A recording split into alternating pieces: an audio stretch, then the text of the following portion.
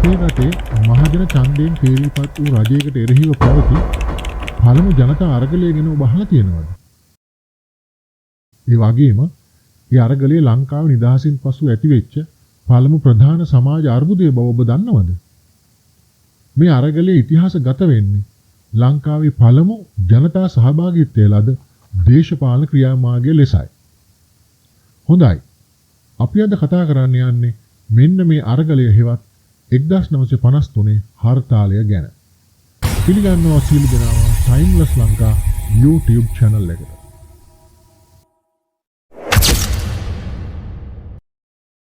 1948 දී බ්‍රිතාන්‍ය යටත් විජිතවාදයෙන් නිදහස ලැබීමෙන් පසු ලංකාව ස්වාධීන ජනරජයක් බවට පත් වුවද බහුතර ජනතාවගේ ආර්ථික තත්ත්වය සැලකිය යුතු ලෙස දියුණු වී නොතිබුණි.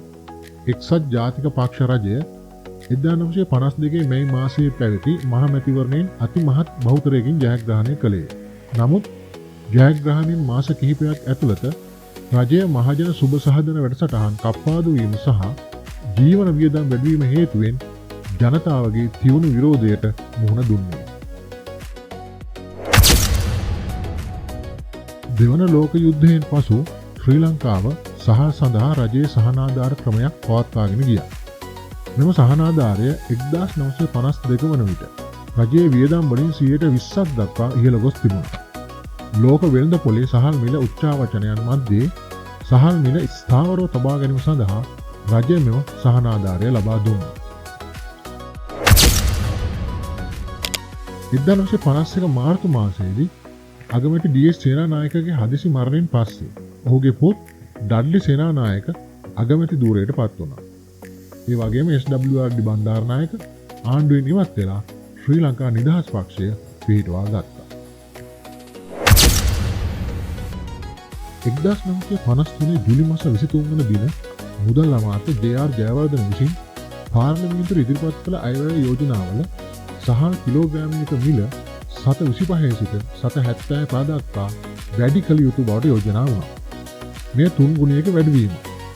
මෙම සහල් සහනාධාරය ඉවත් කිරීම අධ්‍යාපන, සෞඛ්‍ය සහ සමාජ සුබ සාධන වැඩසටහන් කප්පාදු වීමත් සමගම සිදු වුණා. ඒට සමගාමීව අනෙකුත් ජීවන වියදම්ද වැඩි වීමකට ලක් වුණා. දුම්රිය ගාස්තු, තැපල් ගාස්තු වැඩි වුණ අතර දුරකථන හා විදුලි පණිවිඩ සේවා ගාස්තු ඉහළ ගියා. පාසල් දරුවන්ට නොමිලේ ලබා දුන් දිවා ආහාරය පවා ඉවත් කරා.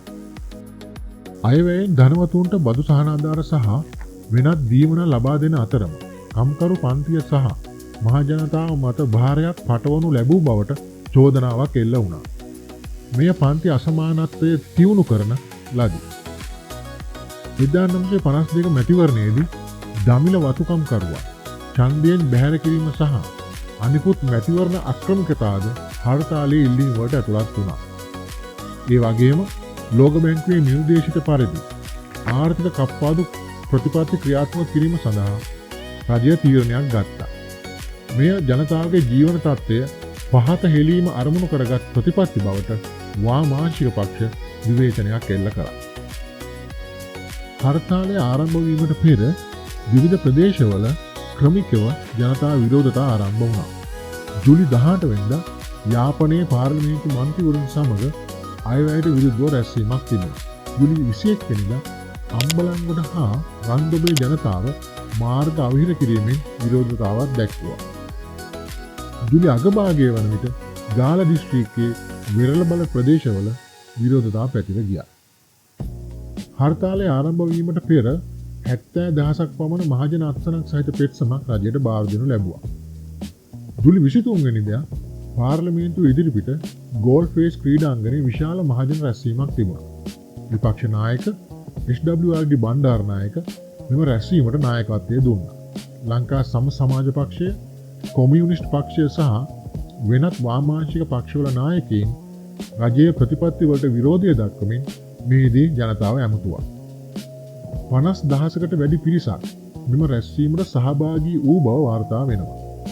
රැස්වීමට සහභාගී වූවන් පාර්ලිමේන්තුව වෙත පාගමනින් කෑගසමින් ගමන් කිරීමට උත්සාහ කළත් පොලිසිය කඳුළු ගෑස් භාවිතා කරමින් එම ජනතාවට පහර දුන්නා. හර්තාලය සංවිධානය කිරීම සඳහා ලංකාවේ වාමාංශික පක්ෂ එක්ව කටයුතු කළා. ලංකා සමසමාජ පක්ෂය ප්‍රධාන සංවිධායක බලවේගය වුණා. එහි නායකත්වය කොල්වින් ආර් සිල්වා, එන්.එම්. පෙරේරා සහ ලෙස්ලි ගුණවර්ධන විසින් මෙහෙයවනු ලැබුවා. ලංකා කොමියුනිස්ට් පක්ෂය පීටර් කෙනමන්ගේ නායකත්වයෙන් මෙයට සහාය දැක්වුවා. ඊට අමතරව විප්ලවකාරී ලංකා සමසමාජ පක්ෂය පිලිප් ගුණවර්ධන විසින් මෙහෙයවනු ලැබුවා. වෘත්තීය සමිති ලෙස අපිට දක්වන්න පුළුවන් වෙන්නේ Ceylon workers union federation, Ceylon trade union federation සහ අනිකුත් රාජ්‍ය සේවා වෘත්තීය සමිති. ඊට අමතරව හර්තාලයට දිනකට පෙර බණ්ඩාරනායක විසින් එයට සහභාගී නොවන බවට නිවේදනයක් නිකුත් කළා. ධනේශ්වර පන්තියේ සැබෑ නායකයෙකු ලෙස ඔහු එහිදී ක්‍රියා කළා. ඊට අමතරව සිලෝන් වර්කර්ස් කොංග්‍රස් වැඩවර්ජන ක්‍රියාමාර්ගවලට නොයදුනද ප්‍රසිද්ධ රැස්වීම් පැවැත්වීමට තීරණය කළා. ෆෙඩරල් පාර්ටියක දමිළ භාෂාව කතා කරන ජනතාවගේ ස්වයං පාලන හිමිකම සහ අයිතිවාසිකම් පෙරදැරිව හර්තාලයට සහභාගී වුණා.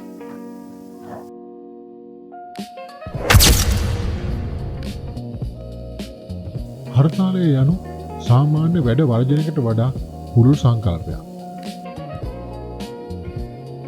කොල්වින් ආර් සිල්වා මහතාගේ අර්ථ නිරූපණය අනුව එය සිංහල හා දමිළ අලුත් අවුරුදු චාරිත්‍ර වලදී නොනගතය වෙන්නේ. එනම් සීමිත කාලයකට වැඩ අතහැර දැමීම. එම අදහස වාමාංශික නායකයන්ගේ සැබෑ ස්වරූපය පැහැදිලි කිරීමක් වෙන්නේ. 19 වන සියවසේ අවසානයේ සිට වැඩ වර්ජන සහ උද්ඝෝෂණ සම්ප්‍රදායක් ඇති ජනතාවට නිශ්ශබ්දව නිවසේ රැඳී සිටින ලෙස යෝජනා කරා. හර්තාල් දිනය ගැන අපි කතා කරොත් මුලින්ම සාමකාමී විරෝධතා ආරම්භ වුණා. සියලුම ව්‍යාපාර, කඩසාප්පු, කාර්යාල, පාසල් සහ මහජන ප්‍රවාහන නතර වුණා. රට පුරාම කම්කරුවන්, ගොවීන් සහ තරුණයන් වැඩ වර්ජනයට එක් වුණා. හර්තාල් දිනේ කොළඹ නගරයට ඇතුළු වන සියලුම මාර්ග ජනතාව විසින් අවහිර කරනු ලැබුවා. ඒ වගේම සමහර තැන්වල දුම්රිය මාර්ග සතපුම් ගණන් විනාශ කර දමා තිබුණා. සමහර දුම්රියන් අතරමඟදී නවත්තලා අත්පත් කරගෙනත් තිබුණා. දුරකථන, විදුලි පණිවිඩ සහ වෙනත් සංනිවේදන සම්බන්ධතා සම්පූර්ණයෙන්ම වගේ කපා හැරලා දාලා තිබුණා. කොළඹ සහ අනෙකුත් කලාප අතර සංනිවේදනයට බාධා ඇති වුණා. සමහර පාඩම් කඩා දමා තිබුණා. ඒ වගේම සමහර කුඩා පාලම් විනාශ කිරීමට ඩයිනමයිට් පවා භාවිතා කරලා තිබුණා. උදෑසන සාමකාමීව ආරම්භ වූ විරෝධතා පස්වරුව වන විට ප්‍රචණ්ඩ වුණ අතර පොලිසිය වෙඩි තැබීම් පවා සිදු කරන ලදී. පළමු මරණය වාර්තා වන්නේ කොටුව ගෑස් මා හන්දියේදීය. එහිදී විරෝධතාකරුවන් පොලිසියට ගල් ප්‍රහාර එල්ල කළහ. ප්‍රතිචාර වශයෙන් පොලිසිය වෙඩි තැබූ අතර එඩ්වින් නම් තරුණ කම්කරුවෙකු එහිදී මිය ගියේ. කෙසේ වෙතත් අගෝස්තු 12 සහ 13 යන දෙදින තුල සිදු වූ වෙඩි තැබීම් වලින් පුද්ගල මරණ 25ක් පමණ වාර්තා විය. හර්තාලයේ ක්‍රමෙන් උත්සන්න වෙත්ම පාලක පක්ෂයට හදිසි රැස්වීමක් කැඳවීමට අවශ්‍ය විය. නමුත් තිබූ අනාරක්ෂිත බව නිසා එය පවත්වන ස්ථානය පිළිබඳ ගැටලුවක් ඇති විය.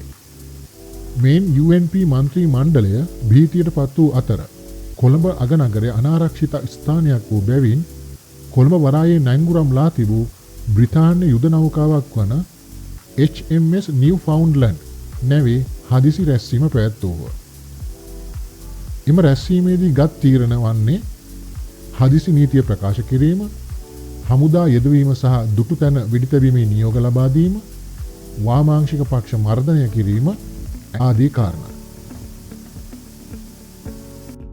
එමෙන්ම නැවේ සිටම අර්බුදයෙන් ප්‍රධාන හේතුවක් වූ සහල් මිල යලි 32ක් දක්වා අඩු කිරීමේ නිවේදනයද ප්‍රකාශයට පත් කරන ලදී.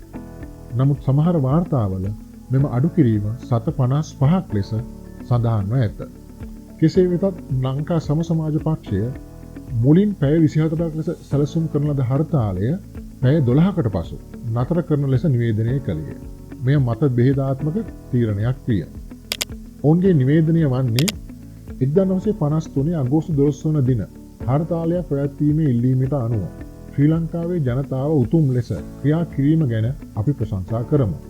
සහල් ඇතුළු සහනාධාර ඉවත් කිරීමට විරෝධය පළ කිරීමේ ජනතාවගේ ශක්තිය සහ එකමුතුකම ප්‍රකාශ කිරීමට අපට හැකි විය. රජයේ තැතිගැන්ම පාලනය කිරීමට අපහසු නිසා හදිසි තත්ත්වයක් ප්‍රකාශ කළේය. මුලින් නිවේදනය කළ පැය 24 අරසාලය අවසන් විය. එබැවින් සැමට වැඩ කරන්න යන්න සහ ක්‍රියාකාරකම් දිගට කරගෙන යන්න අපි ඉල්ලා සිටිමු.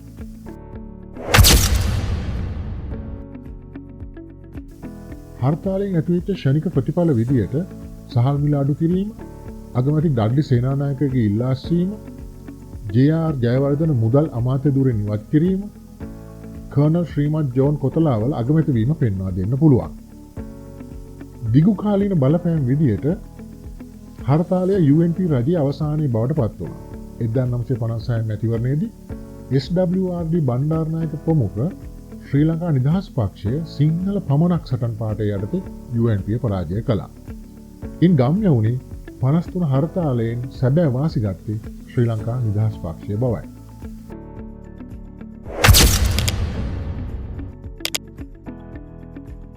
කොලින් ආර්ද සිල්වා මහතා 1953 හර්තාලය පන්ති අරගලයක් ලෙස තමයි හඳුනාගත්තේ. දීර්ඝ කාලීන බලපෑම උනේ ලංකාවේ දේශපාලකයන්ට වැඩ කරන පන්තිවලට බලයක් ඇති බව හඳුනා ගැනීම. මේ වෘත්තීය සමිතිවල බලහත්කාර බලපෑම සහ දේශපාලන බලය වැඩි කරා. 1953 හර්තාලයෙන් පස්සේ එක්සත් ජාතික පක්ෂය වෙනුවට විකල්පයක් ලෙස පාලක පැලැන්තියේ සැලකිය යුතු කොටස් බණ්ඩාර නායකගේ ශ්‍රී ලංකා නිදහස් පක්ෂය වෙත සහයෝගය ලබා දුන්නා. බණ්ඩාර නායකගේ සිංහල පමණක් ප්‍රතිපත්තිය සිංහල භාෂාව නිල භාෂාව ලෙස යෝජනා කරමින් දමිළ වාර්ගිකවාදය පෝෂණය කළා. ලංකා සමස්මාජ පක්ෂය සහ වෙනත් වාමාංශික පක්ෂ සමාජවාදී මූලධර්ම අත්හැරීමෙන් සහ ශ්‍රී ලංකා නිදහස් පක්ෂයෙහි සිංහල වාර්ගිකවාදය වැළඳ ගැනීමෙන් කම්කරු පන්තියේ ස්වාධීන විප්ලවවාදී ව්‍යාපාරයක් වර්ධනය අවහිර කළා. ඒ වගේම හර්තාලය කම්කරු ගොවි සන්ධානයේ හැකියාව පෙන්눔 කර තිබුණා. නමුත් වාමාංශික පක්ෂවල පාවා දීම නිසා පසු කාලීනව තරුණයන් සන්නද්ධ කැරලිවලට යොමු වුණා.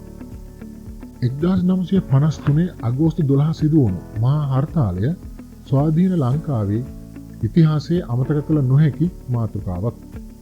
බ්‍රිතාන්‍ය යටත් විජිතවාදයෙන් නිදහස ලැබීමෙන් පසු ලංකාවේ ප්‍රතිපත්තිවලට එරෙහිව මහජනතාවගේ පළමු විශාල නැගිටීම ලෙස මෙය හඳුන්වන්න පුළුවන්.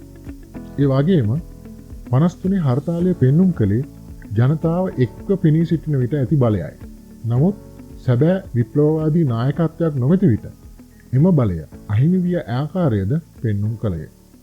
මේ ශ්‍රී ලංකා කම්කරු පන්තිය සඳහා අද දක්වාම වැදගත් පාඩමකි.